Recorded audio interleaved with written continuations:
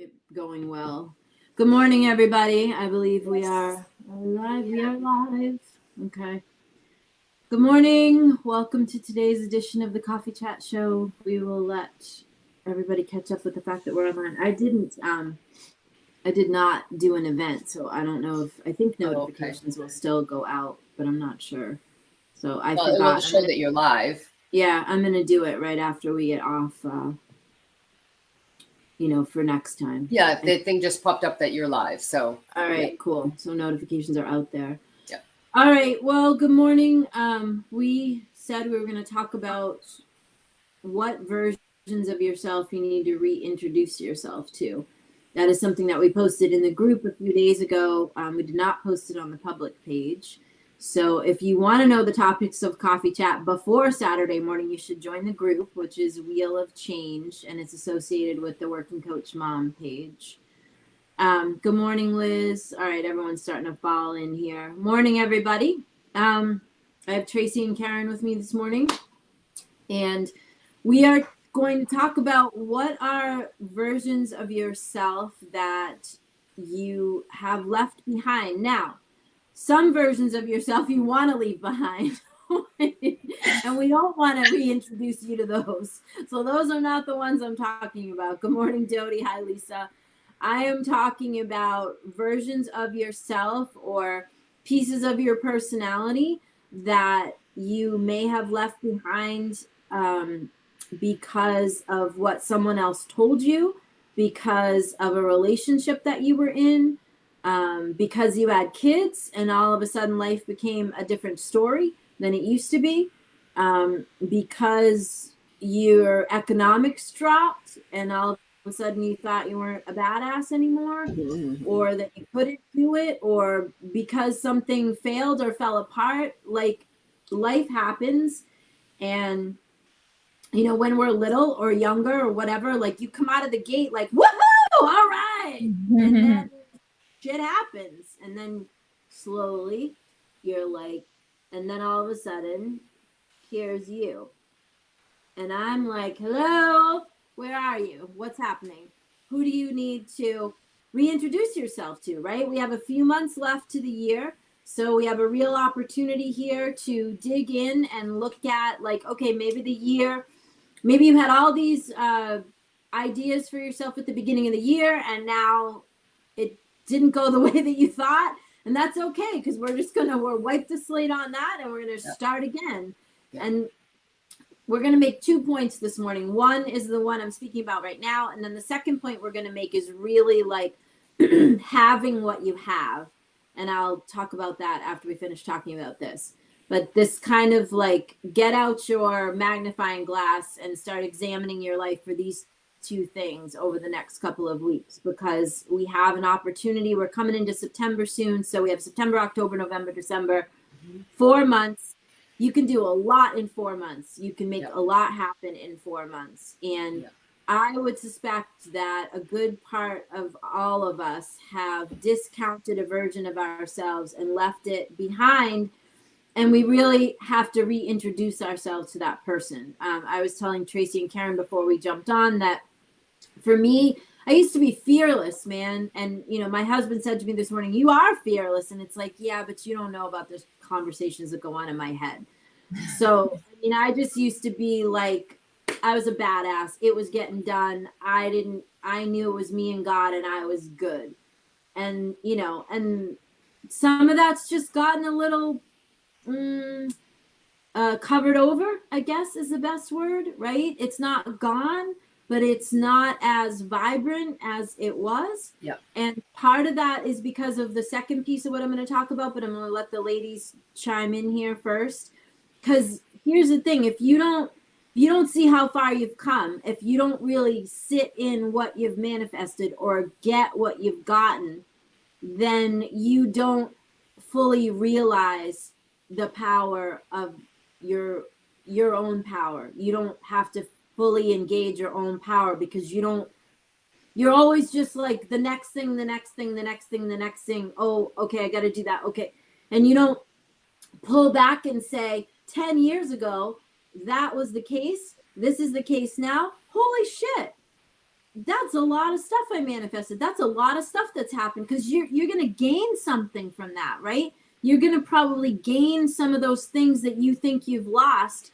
You haven't really lost them. You've just covered them over. It's like when there's dust and shit in your garage or something and the floor's all covered over, and then you get the broom and you move stuff and you sweep it away and you're like, oh, you were there the whole time. That's, yeah, exactly. That's what I'm saying. Like, there are things about you that have been there the whole time, except they're covered over with crap. And I'm like, this is me with the leaf blower this morning. Like, all right, let's fire it up and blow off the crap. So let's do Karen first. Karen, what do you have to add to all this? I feel, for me, I used to be way more social and way more into, I mean, I built a career on networking. So, and then more recently, you know, we've come to a point where I'll be going out and networking again, and I'm like, holy shit. But I'm like, well, who is this person now? You know, I spent my whole 20s in Manhattan in public relations and beauty and hotels and networking. And now it's like dusting that off. Like, I still got it somewhere. Yeah, you do. I don't know. I just felt like more recently I don't network as much anymore. I'm like way more shy, way more introverted. Interesting. Yeah. That's interesting. I wonder why. Might be worth sitting in that question. Yeah. I do have to sit in that question. Yeah.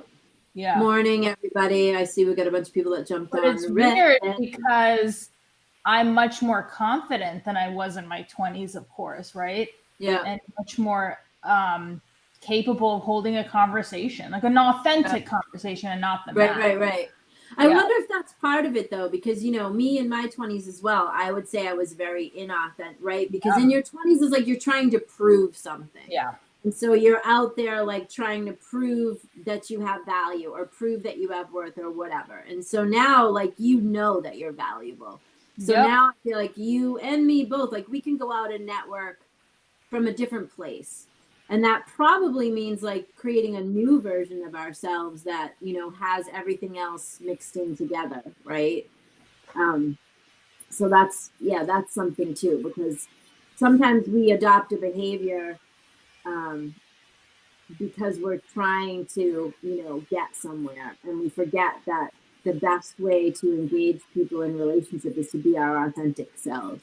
So I think at a younger age, we don't trust that, right? No. We don't think that our authentic, first of all, we don't even know what it is. Because who am I? You're either trying to get boys or cash or makeup or whatever, like, or, you know, get somewhere in your career. You're just or comfortable in your skin. Yeah, exactly. Trace, what do you have to add to? Well, first I want to say that the questions you posted the other day, I really liked the first two. What parts of yourself have you lost due to life or someone's preferences or someone's opinions?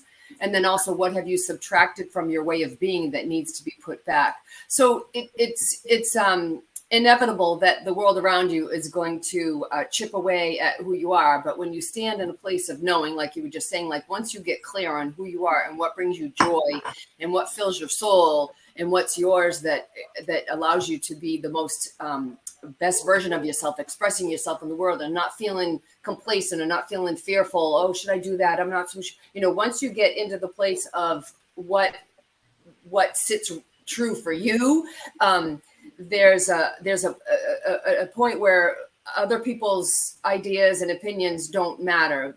But getting there, you know, you have to work through that. You know, what your mother said, what your father said, what your boyfriend said, what, you know, whatever it is that you surround yourself with, to listen, but maybe not change who you are just because they happen to say they don't like how you did something. Well, if that's truly who you are, like I'm very creative, okay, and I have to be in my sewing room, and if I'm not in my sewing room, I can feel it, and I get agitated, and I get irritated, and so if somebody said, you know, had something negative to say about my sewing and the quilts that I made, it would not penetrate me, you know. I'd be like ping, ping, ping when you say that, because I know what it does for me. And so I think that we have to really look at what have we lost as a result of somebody else rather than what we decided to lose. Right. And see, I don't think it's really lost, right? I think it's covered over. Yeah. Because Thank you. I think what we do is we tailor ourselves, like you're saying, we tailor ourselves, you know, to accommodate whatever, a boss, a husband, a wife, a girlfriend, a job, a this, a that, you know, we're okay, tuck that in, tuck that in. You know, there's that meme that says tuck your crazy in, don't show that. Yeah. Tuck that shit in. That's what we do. And Yeah. then, you know, I just feel like we reach a certain point and it's like, F this. I'm not tucking anything in. Like, here it is. You know, it's like me. I'm not like I used to be like, I have to show up a certain way. It's like you guys have seen me with makeup all put together. You've seen me on Saturday mornings without any. I have something to do this morning and you know, it just, I have to take a shower like afterwards because we're moving some stuff and I'm just, so it is what, you know, it is what it is. And I'm just like, what matters is what I'm sharing with you guys and what I'm saying. It doesn't matter. So like I know and think enough of myself that I don't always have to look, you know, a particular way or whatever. Like that's something I think that comes just like with, you know, with an understanding of who you are. Mm-hmm. Dodie saying being authentic and true to myself is something I'm working on instead of just fitting in. Yes. And she makes a great point. Mm. So because good. we do that, right? We try to fit in. Now, you know, we were talking before we went live, there is a balance, right? Because you don't want to be an obnoxious, like socially unacceptable, you know, truthfully. Yeah. If you're, right. Especially if you're a career woman, if you're a professional woman and you're in business, you obviously are not going to, you know, run screaming into a Chamber of Commerce meeting acting like an asshole just because you feel like it, you know. Right. So there is like a particular protocol and so that's not, you know, I'm not suggesting that we all start acting like bohemians. I'm suggesting that there are parts of yourself that you're not accessing anymore. Christy's saying you lose yourself trying to make other people happy. We must make ourselves happy first. Yes, she says we're always good to people, but we forget to be good to ourselves. That is true. I think most women are, you know, not taking care of themselves first. Yeah. I have a professional client, an executive coaching client that I was meeting with yesterday. And on our first meeting together a month or so ago, I told her you have to start, because she was feeling very frazzled managing her team, you know. I said, you have to start here. You have to center this every morning and get whole and then go out to the day. And she was like a different person. It's probably been 3 weeks. I met with her yesterday and she was like, oh my God, it's made a huge difference what you said and what the homework you gave me and whatever. Because she's taking that time for herself and now she's a better leader, a better employee, you know, because she is taking time for herself. And a lot of people do not take time for herself and for themselves. You have to, I never really did that, but I do encourage our team to do that with staff agency. Like that's a big thing for me. Yeah. I'm like, you guys have to, you know, take care of yourselves first. I think that now let's kind of move into this whole, like really resonate with where you've gotten and how far you've come, because in there are some self-worth issues. Because if you, I guarantee that most of you, where you sit right now is not where you sat 10 years ago. Especially if you've been watching the show and just been in our conversation since we've been doing this since 2016. That's a long time. So do we, like, I don't think, including me, that we wake up going like, wow, look at all the stuff that I've had come into being. Like, wow, look at how far I've come, or, you know, what I've accomplished. Or, yeah, I don't think we're taking time to really, I mean, to say, oh yeah, I did that, I did that, I did that. No, I mean, really like, wow, what did it feel like, you know, 20 years ago when I didn't have money for food? Yeah. I was cashing in bonds that Antonio got when he was a baby because I had just filed bankruptcy and I didn't know how I was going to feed it. Like, wow, that's a far cry from, you know, where we are today.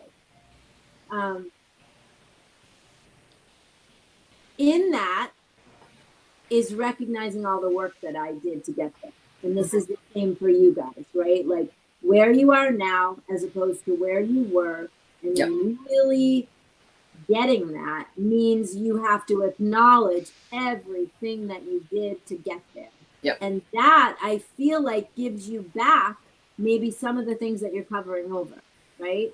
Because the ways that you were and had to be to walk through all that, like those might be some of the ways that you want to reintroduce yourself to, you know? Betty's saying sometimes when we have things happen that chip away at self-confidence, like rejection, it might make one hold a part back over time. These parts build up and confidence ebbs and flows, builds with successes. True. Rejections could be reframed as change of direction. So I just want to encourage people that I'm a firm believer in when God closes a door, it's for a reason. Yeah. And that he'll always open a window or another door. Yeah. And so I'm just really like everything happens for a reason. And I've trained Antonio like that as well. So, you know, right now he's building his business and some things didn't turn out. He's like, that's okay. It's not meant to be. If it's meant to be, it will be easy. You know, everything that I've taught him, and which is great to watch on your kid, because it's not like I sat down and said, here are some life lessons, son. You know, he just watched me live my life and watched me talking to you guys and write books and do all the shit I've been doing for what, 3 decades, 4 decades, however the hell long it's been. And he picked it up. But when a door closes and something doesn't happen, if you are living your life like in a pretty good attitude and you're going along at a pretty good clip, like what's yours can't be taken away from you. Yeah. And if it isn't yours, like the universe itself will throw up roadblocks. Yep. And it's only really those of us that are super willful, right? Like I'm gonna make it happen no matter what. Like there's a fine line there between grit and arrogance. You know, grit is like, I know this is right. I know this is the right direction. I'm feeling lazy this morning, but I know I need to do this. I'm going to dig in and get it done. Arrogance is like actual things are stopping you and you're like, no, I'm going to do it anyway. That's when people get themselves into difficulty, right? Can I say? Go ahead.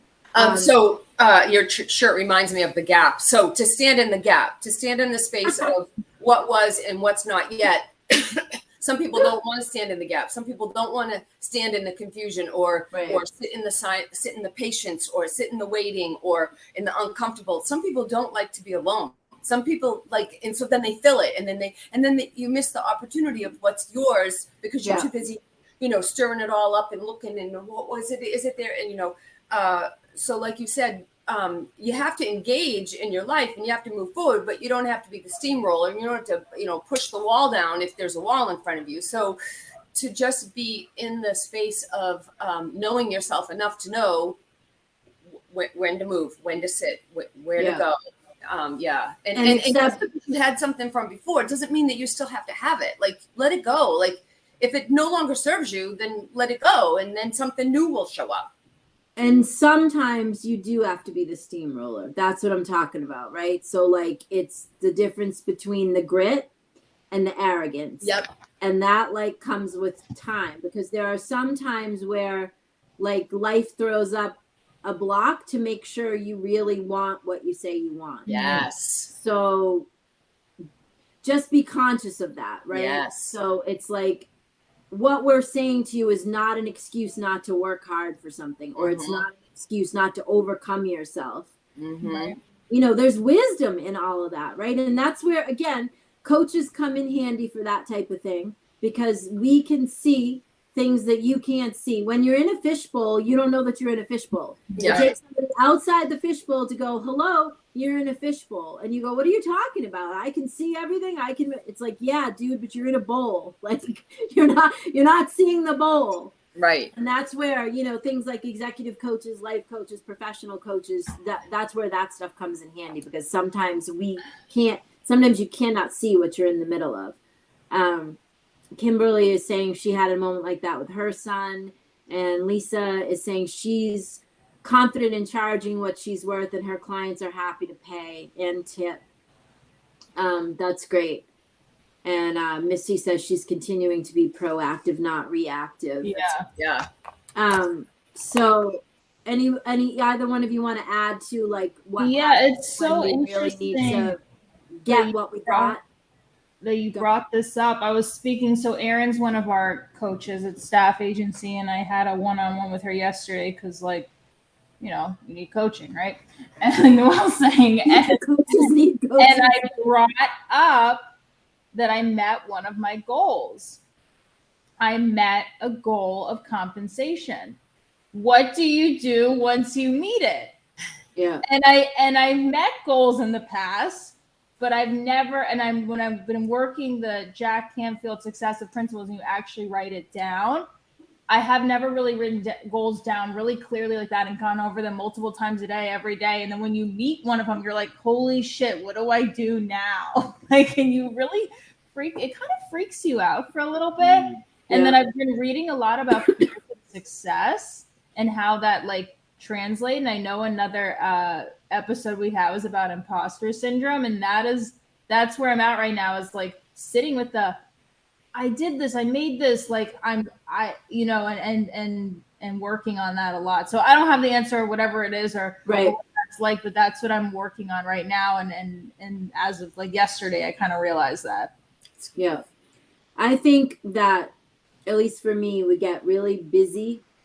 You know, there's always 100 things to do. And then I always think of 10,000 more things, right? And more things I want to fund, stuff I want to start, books I want to write, classes I want. And I was just saying to Tracy and Karen before we got on here, like when I first drove into the driveway of this house, when I was looking at houses in Vermont, I thought, oh, that's way beyond what I can do. That how like, and then it turned out, and someday I'll tell you all the story, but God like literally like gave me the house. It wasn't even on the market, and I got it for like crazy. It was just it's a huge story of manifestation and trusting God.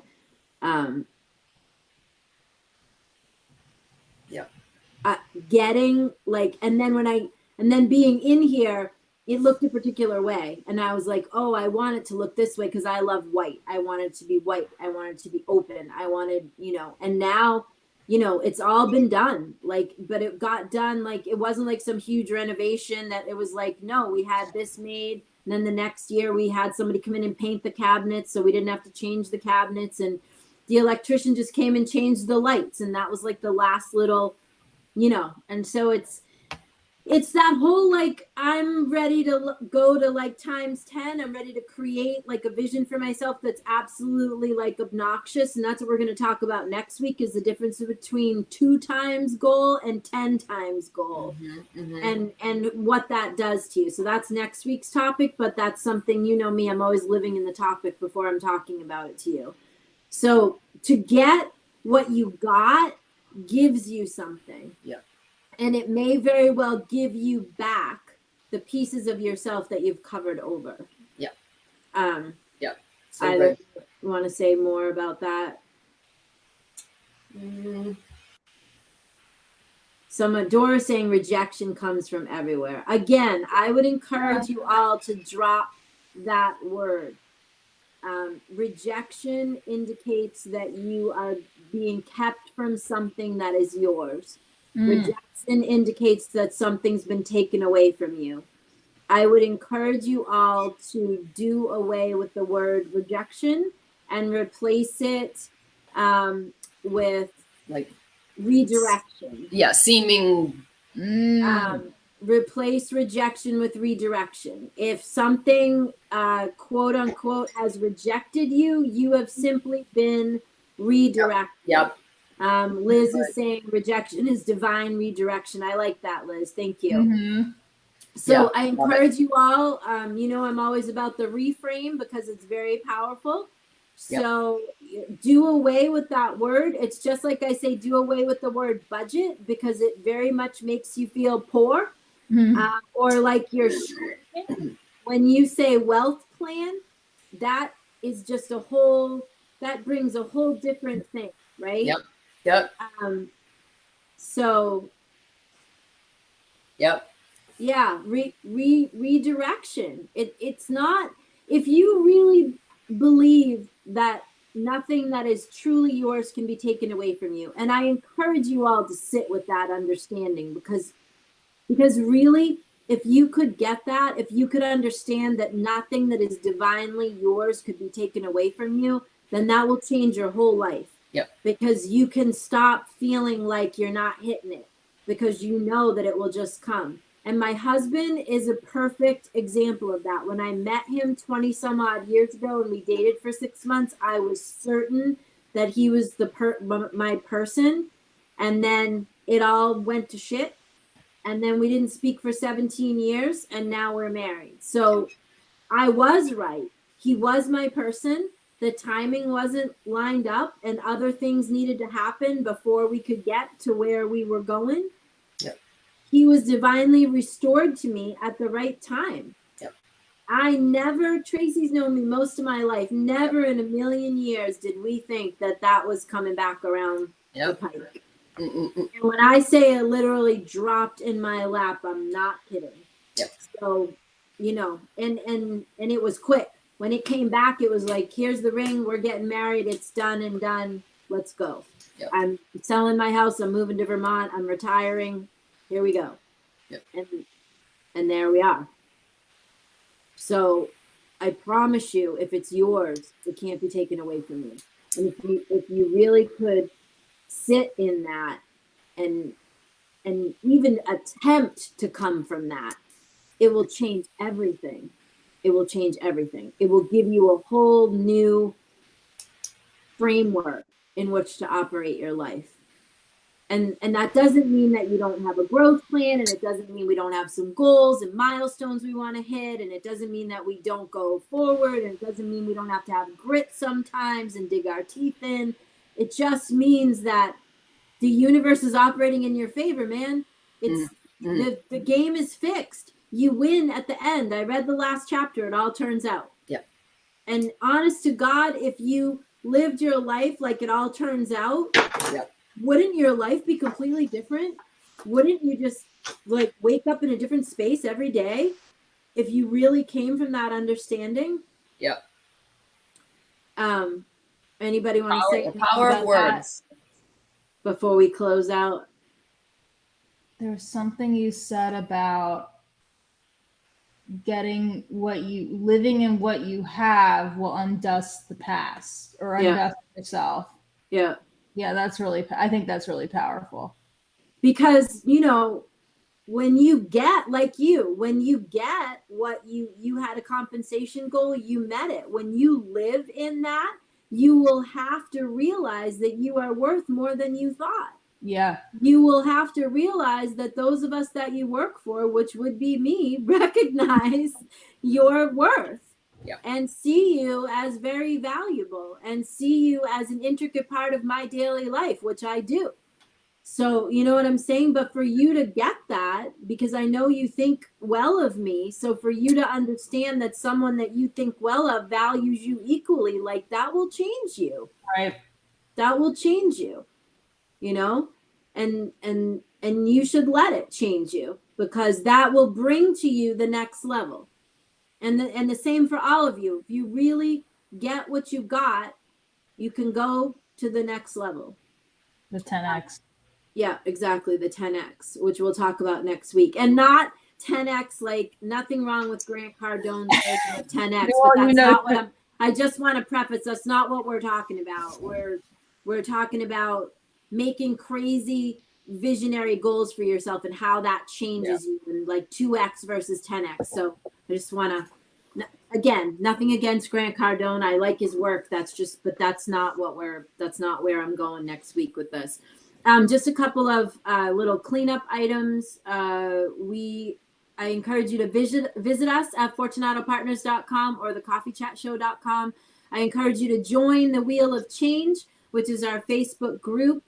That is where we start dropping the content of what we're going to talk about. And we're really going to look into like getting that group going more, because we're noticing that it's just kind of like me and Tracy and Karen and a couple of other people that are posting. We really want a lot of people in that group. We want women supporting each other, and we want everyone really, posting and contributing and all that. So we're going to build that up as we go on. And I'll be launching a teachable school at the end of the month, probably. There are those of you that have financial concerns and would like to work with me, but always say, like, it's too much. I don't have that much available income. I don't have blah, blah, blah.